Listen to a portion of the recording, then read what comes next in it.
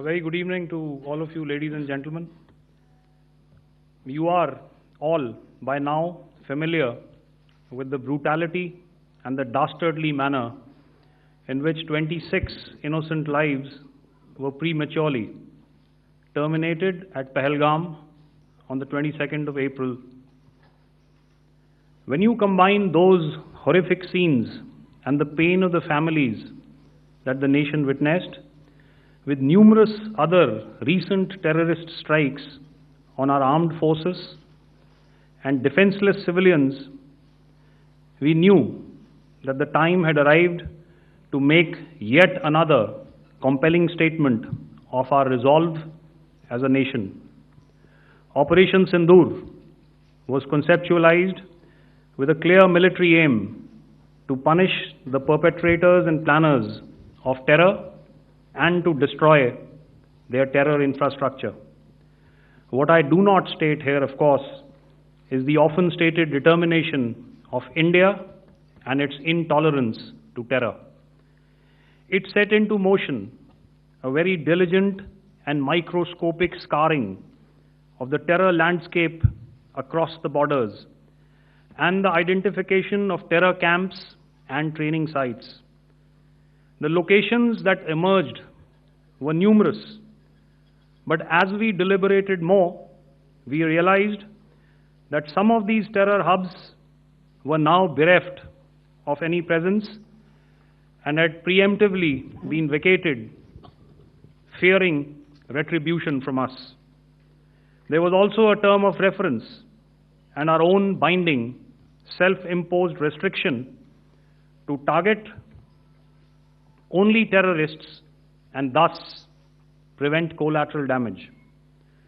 There were 9 camps that you are now all familiar with, which were confirmed by our various intelligence agencies to be inhabited. Some of these were in POJK, while there were others that were located in the Punjab province in Pakistan. Nefarious places such as Muridke, the hub center of the Lashkar-e-Taiba, has over the years bred infamous characters such as Ajmal Kasab and the likes of David Headley. What followed was a careful scrutiny of each of these sinister locations, their layout, configuration, even the type of construction in each structure, and the terrain obtained around these. This was with an obvious intent to deduce and identify the exact vector that was required for their neutralization, as also the eyes in the sky that we would send up to ensure that we brought back evidence that we had indeed targeted what we set out to. The precise images of these engagements on that fateful and historical night have already been showcased during the first press statement on the 7th of May that was helmed by our Foreign Secretary. I have no doubt in my mind that we achieved total surprise, and those strikes across those 9 terror hubs left more than 100 terrorists killed, including high-value targets such as Yusuf Azhar, Abdul Malik Rauf, and Mudassir Ahmed that were involved in the hijack of IC-814 and the Pulwama blast. The line of control was also violated soon after by Pakistan, and the erratic and rattled response of our enemy was apparent from the number of civilians, inhabited villages, and religious sites such as Gurudwaras that were unfortunately hit by them, leading to a sad loss of lives. The Indian Air Force played a major part in these strikes by engaging some of these camps, and the Indian Navy provided wherewithal in terms of precision munitions. The Indian Air Force obviously had their assets up in the sky, and I will here request Air Marshal Bharti, the Director General of Air Operations, to detail for you the methodology that the men in blue adopted to successfully manifest this mission. Thank you, Rajiv. A very good evening, ladies and gentlemen.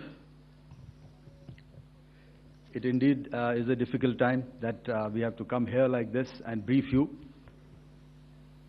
We could have done without this, but we had no choice. As the DGMO has detailed, the event was precipitated by the dastardly act at Pahalgam.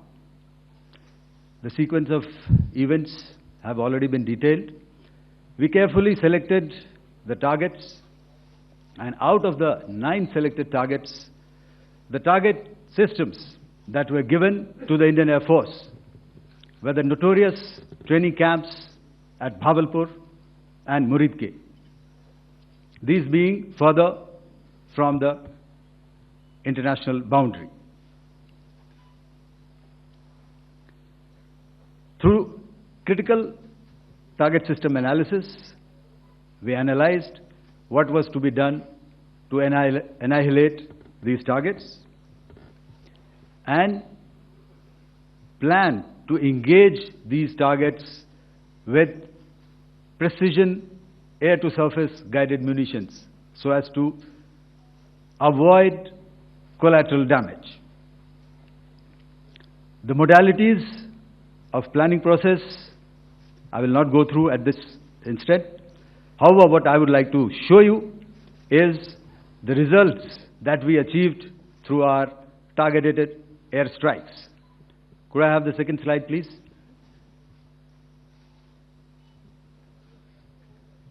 Yeah, change, please.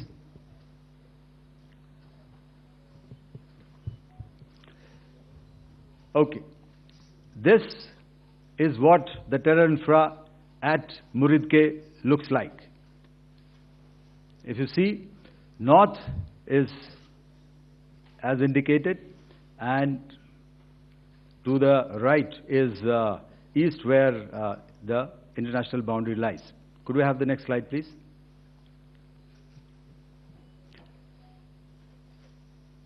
Orientating. Just go back to one slide. Okay. Please have a look at this red building, the series of buildings out here, and this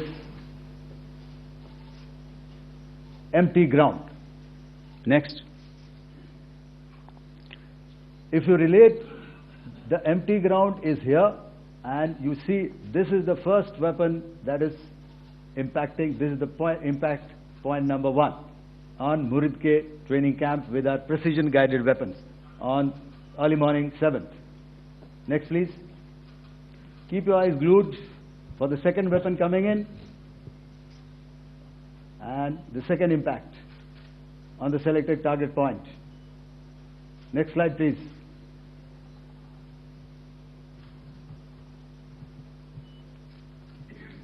Third weapon, third impact. Continue. And fourth weapon, fourth impact. So through these targeted and precision targeting, we addressed the target at Muridke, which was the terrain infrastructure. Can you hear me? All right. Okay, I'll come closer to the mic. Now we go to the next target, which is the Bahawalpur training camp. Next slide, please. Okay, just wait. So the effect, if you see,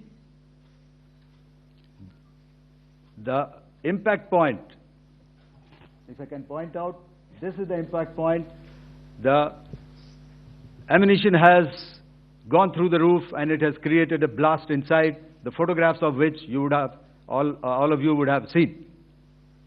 And the red building, after that there was this double-story building. It has been completely decimated by our precision targeting.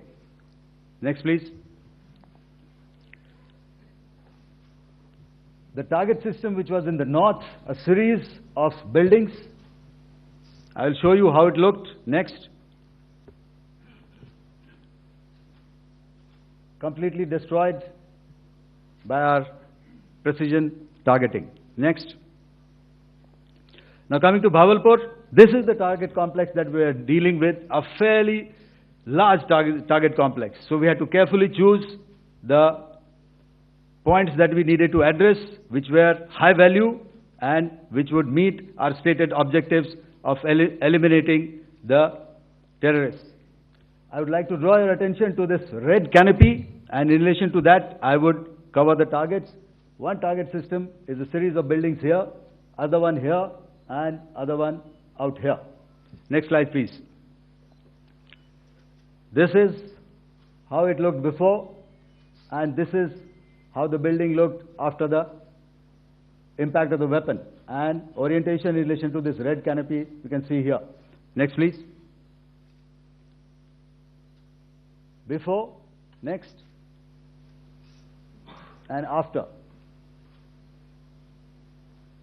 The roofs have completely collapsed. Next. This is the target system. Next. Precision targeting, and we have achieved our objectives here. Next.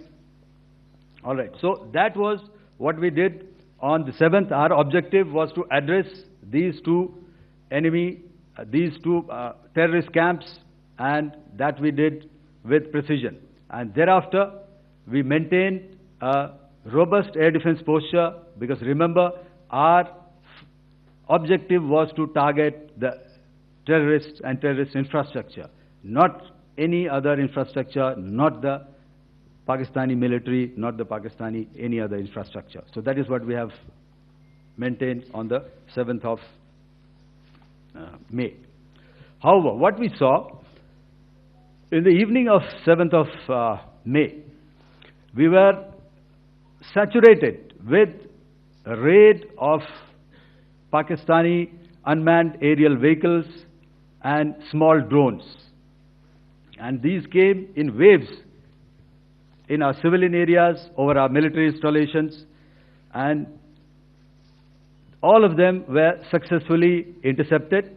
Few of them did manage to land. However, there was not much damage that they did. And we have our robust counter-US hard kill and soft kill systems which did the job. However, the difference here was that we had targeted the terrorists. The adversary now has targeted our civilians and the military infrastructure. So it had to be responded to. So in a quick and calibrated response, that very night, we struck their radar installations at Lahore and close to Gujranwala, the LYT installation, to indicate to him that we are ready, yet we do not want to escalate. Our fight was with the terrorists and not with the Pakistani military establishment. 22nd April, the Indian Navy's Carrier Battle Group, surface forces, submarines and aviation assets were immediately deployed at sea with full combat readiness in concert with the Joint Operation Plan of the Indian Defence Forces. You may be aware that we tested and refined tactics and procedures at sea during multiple weapon firings in the Arabian Sea within 96 hours of the terrorist attack. The aim was to revalidate our crew, armament, equipment, and platform readiness to deliver various ordnance on selected targets precisely. Thereafter, our forces remained forward deployed in the Northern Arabian Sea in a dissuasive and deterrent posture with full readiness and capacity to strike select targets at sea and on land, including Karachi at time of our choosing. The forward deployment of the Indian Navy compelled Pakistani naval and air units to be in a defensive posture, mostly inside harbors or very close to the coast, which we monitored continuously. The Indian Navy maintained seamless maritime domain awareness throughout the duration and was entirely aware of the location and movement of Pakistani units. In effect, we had and continue to have good battle space transparency using our Maritime Domain Awareness Grid. As you are aware, our response has been measured, proportionate, non-escalatory, and responsible from day one. Accordingly, the calibrated approach considered all options, including the ability of the Indian Navy for offensive action from and at sea. As part of this escalation control mechanism, the application of force by the Navy was planned in a synchronized manner in coordination with the Army and Air Force, the highlight being teams from the three services working closely in an integrated manner. Along with the kinetic actions by the Indian Army and Indian Air Force, the overwhelming operational edge of Indian Navy at sea contributed towards Pakistan's urgent request for a ceasefire yesterday. As we speak, Indian Navy remains deployed at sea in a credible deterrent posture to respond decisively to any inimical action by Pakistan or Pakistan-based terrorists. Thank you. Samno Varna. Jai Hind.